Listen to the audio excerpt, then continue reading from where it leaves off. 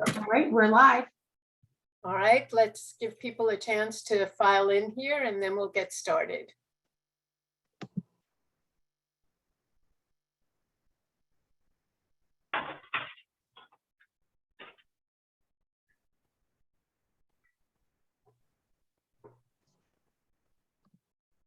All right, it's 7:01. This meeting is called to order in accordance with the Open Public Meetings Act.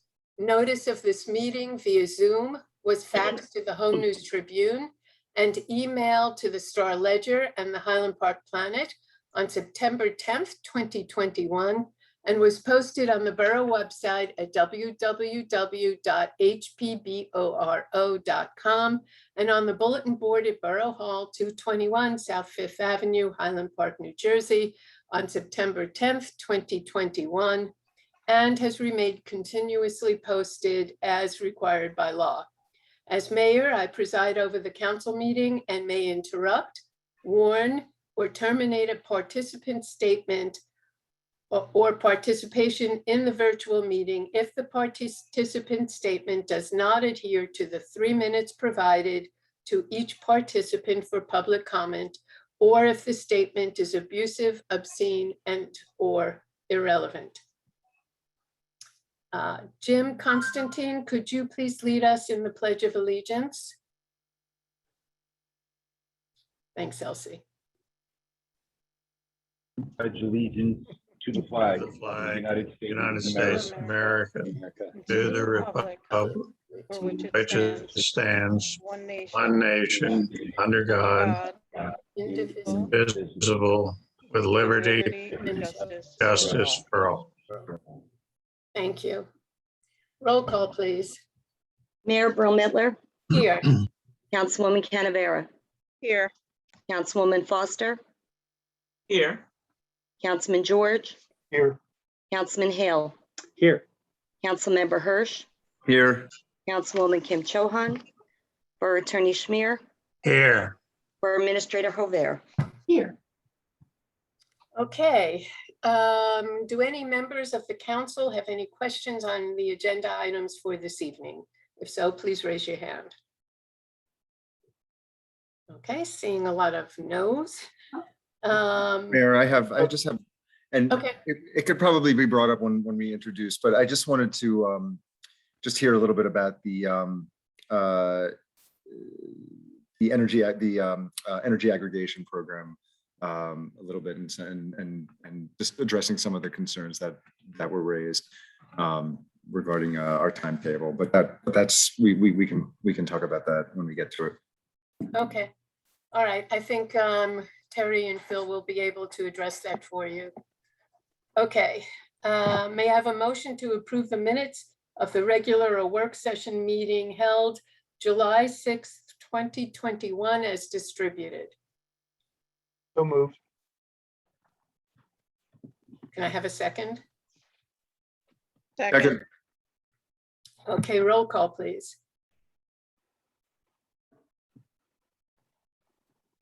Joan? Joan, are you there? She's muted. I'm here. Okay. Councilwoman Canavera, Yes. Councilwoman Foster, Yes. Councilman George,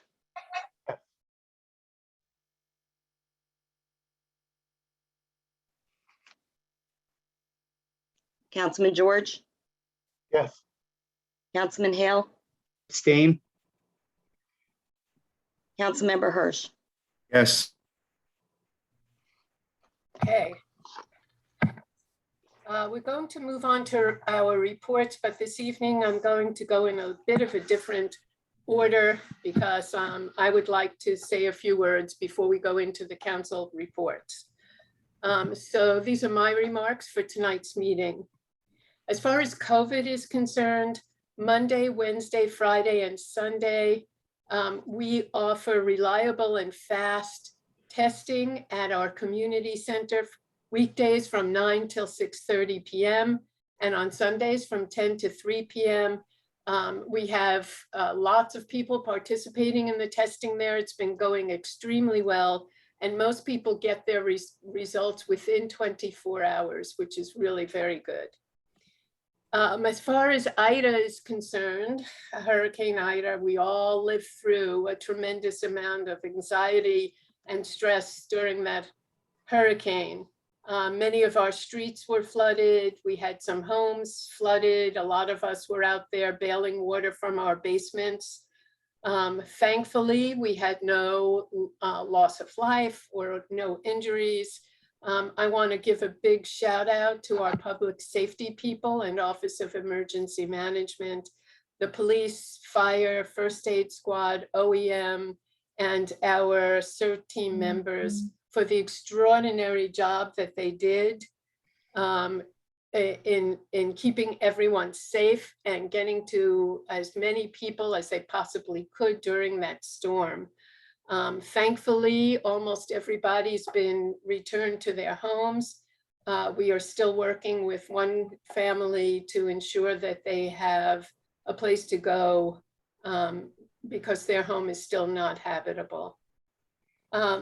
And now I want to move on to something that's very near and dear to my heart and very exciting, our downtown redevelopment plans. Since 2014, when I became mayor, the redevelopment of our downtown has been a major priority for us. And as you all know, in government, things move very, very slowly. We had 4 primary goals that we established in 2014 that my administration and the council all work towards.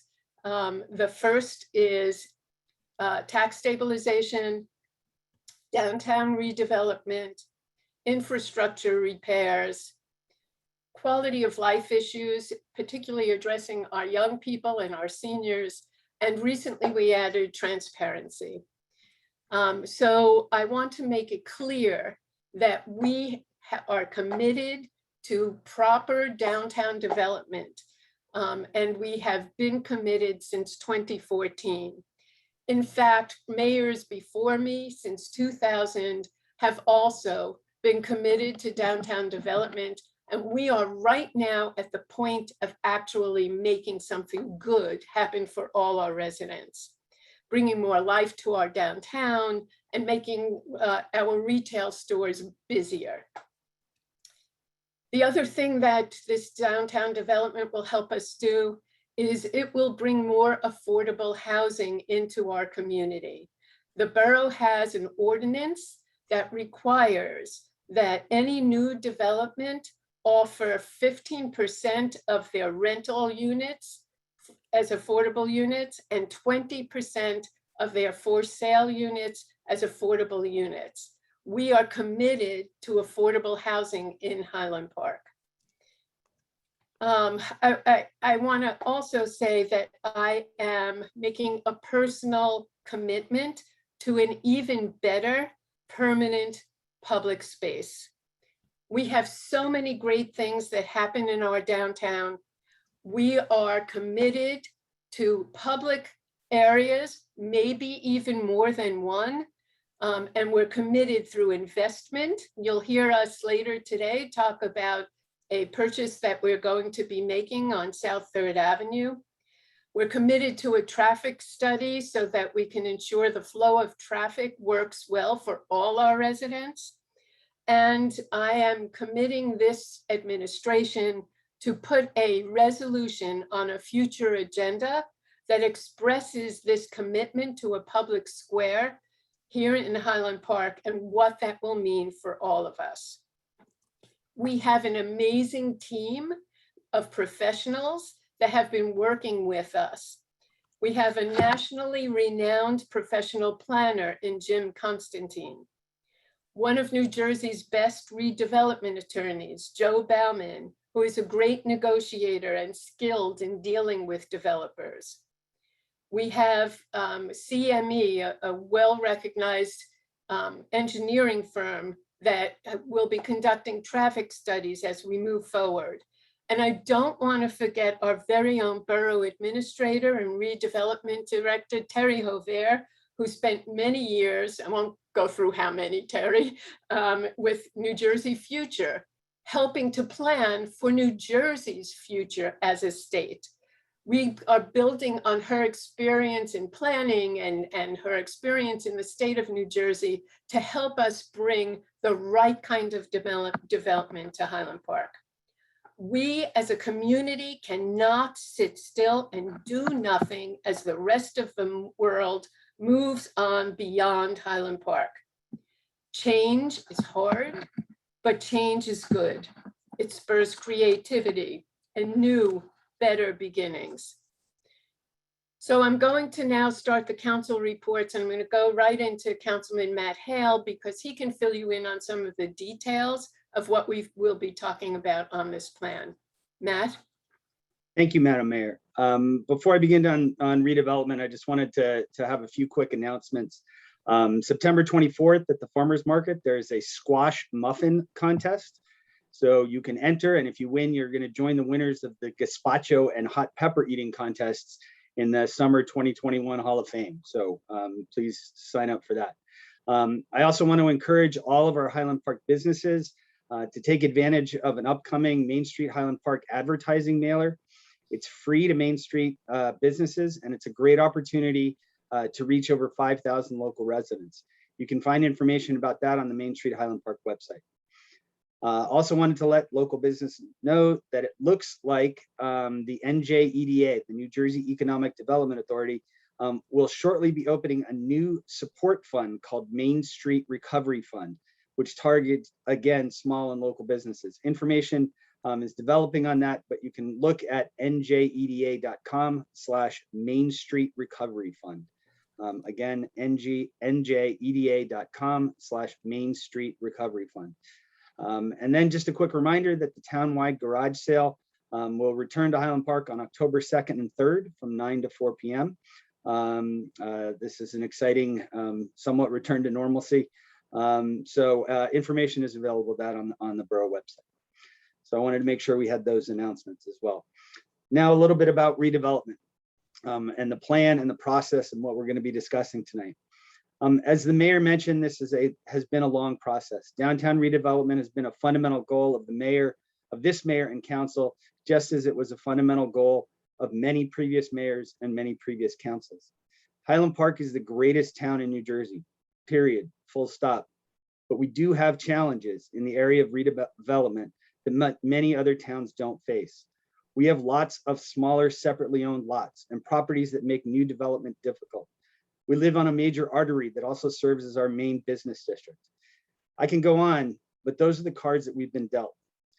And we need to play them because simply doing nothing is not an option. Like many other towns, our downtown is in trouble and it needs help. That help needs to come in the form of getting more people to live, to shop, and to eat on Raritan Avenue. From day one of this redevelopment process, that has been a guiding principle and a guiding goal. Getting more people on Raritan Avenue 7 days a week, 365 days a year. That is goal number one. And I believe that this is a plan that is a great start to making that happen. But obviously that goal does not happen in a vacuum. Throughout this long process, we have done our best to listen to and learn from stakeholders across Highland Park. We have taken the feedback and taken the criticism to heart and tried to shape a plan that accommodates the fundamental goal of bringing more residents, shoppers, and diners to the businesses of Raritan Avenue, while at the same time making sure we maintain places and spaces for all the great events and happenings that help bring Highland Park together. At the end of the day, this plan is about yes and. It is not about either or. Past redevelopment efforts have failed because we have taken an either or approach. Either we assemble the perfect properties in the perfect sequence, or we do nothing. And as a result, nothing has happened. In contrast to the failed either or approaches, this plan takes a yes and approach. We're moving ahead with areas and properties that we have the greatest control over. That means, yes, that this plan is about new development. But it also means that this plan is about flexible development that allows us to meet our common goals, such as having outstanding public places, better transportation options, an even more walkable and desirable community. I realize that this belief may not be universal, so I wanted to point out tonight some very specific actions that we are taking tonight in hopes that we can have both new development and great public spaces. So the plan itself, this plan calls for an open multi-use public plaza on track C, one that could accommodate many of the current activities that go on there now. The plan has always, in addition, the plan has always included a public walkway through track C, and the current plan clearly calls for the enhanced version of this. Also, after hearing from the public and the planning board, the plan has moved away from the original concept of a festival street on North 3rd Ave and recommends the creation of a flexible yet permanent space on South 3rd Ave, where the town tables have already proven to work. In addition to what is in the plan, those specific parts of public space in the plan, there are a few items on tonight's agenda that show our commitment to great public spaces and advancing the vision laid out by this redevelopment plan. Tonight, we have started the process for acquiring a house at 23rd South 3rd Avenue. This house sits adjacent to the small municipal-owned parking lot on South 3rd and backs up to the Rite Aid parking lot. This acquisition has the potential to open South 3rd Ave in a number of exciting ways, and we look forward to working with all stakeholders to decide how best to use this important acquisition. It is an acquisition that shows our commitment to building a thriving and amazing public space on South 3rd Avenue. In addition, we are also authorizing a professional services agreement with CME Associates for engineering-related services for a traffic study required by DOT to get our permit for permanent closure of South 3rd Avenue at Raritan. This again shows our commitment to building a thriving and amazing space on South 3rd Avenue.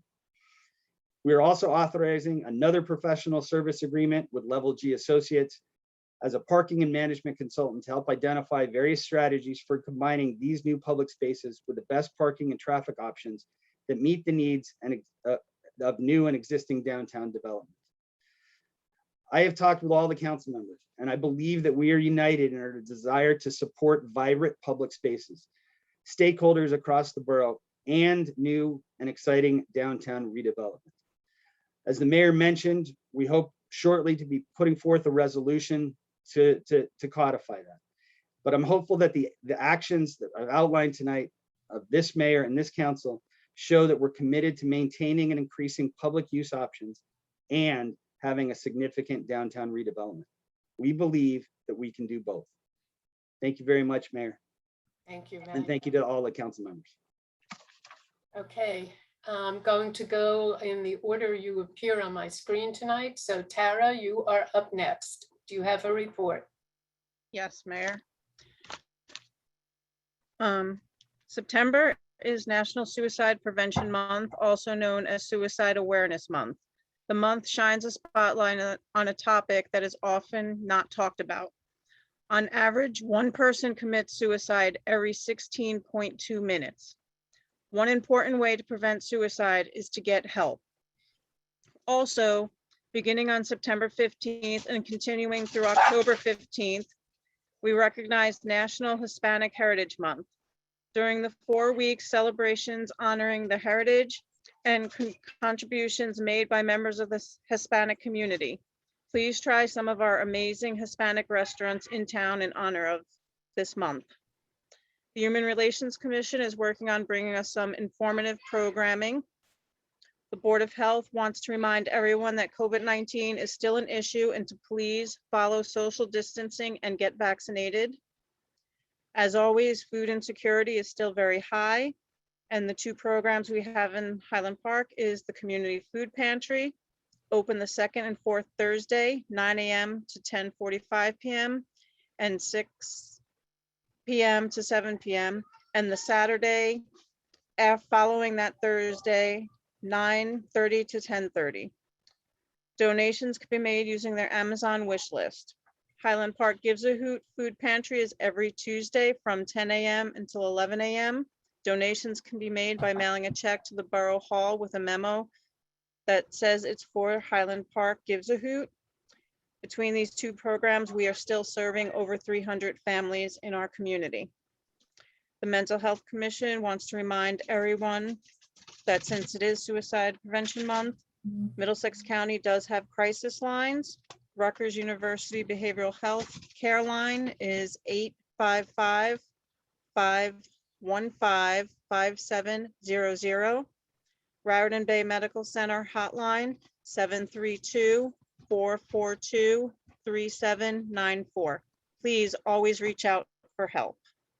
Thank you. Thank you, Councilwoman Canavera. All right, Councilman Hirsch, do you have a report?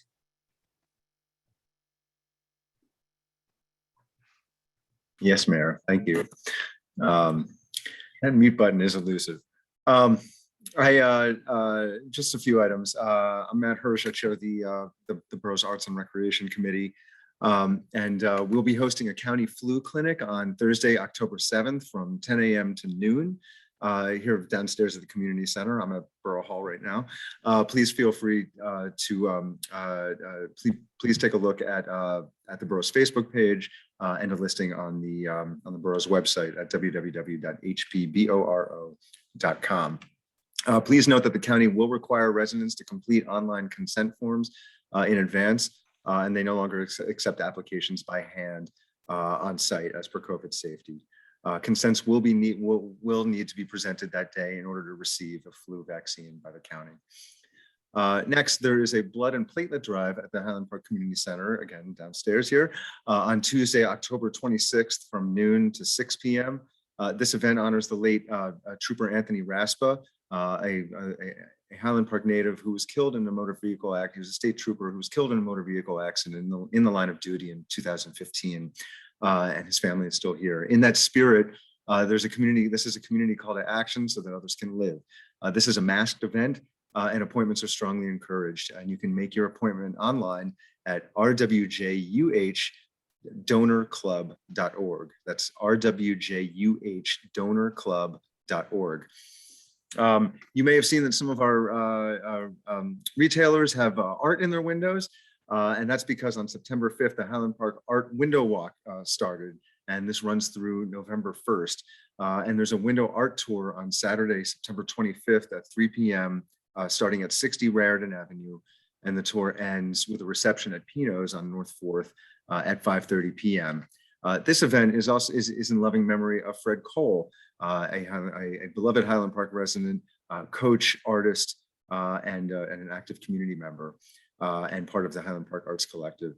Thank you to the Highland Park Arts Collective, Council President Phil George, the Highland Park Arts Commission, and Main Street Highland Park for organizing such an amazing event. It's really cool. You take a walk and take a look at some of the art in the windows, and it goes all the way. It goes down Woodbridge Avenue as well.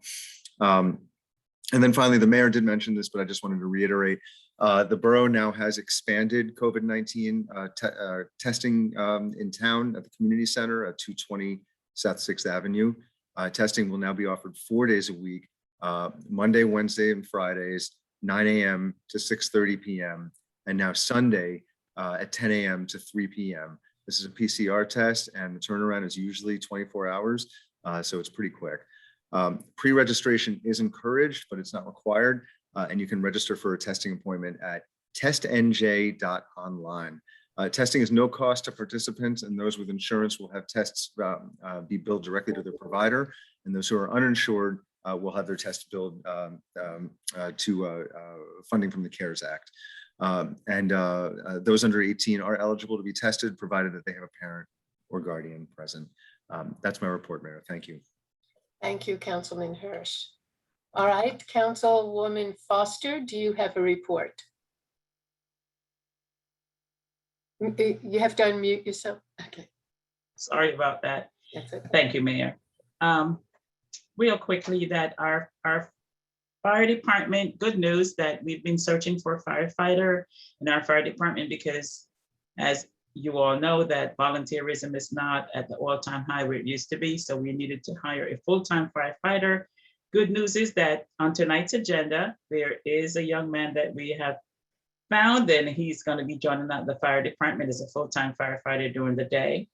And we have 2 part-time firefighters that will be joining as well. So really, really, really good news. with that, we are also looking for dispatchers. That's another challenge that we have. So we have some spots available for dispatchers. So if anyone know of anyone or interested, please reach out to the police department. Let them know that you have an interest in serving as a dispatcher, because we have some opening there as well. And just want to take time out to say thank you for everyone that came out doing the weather emergency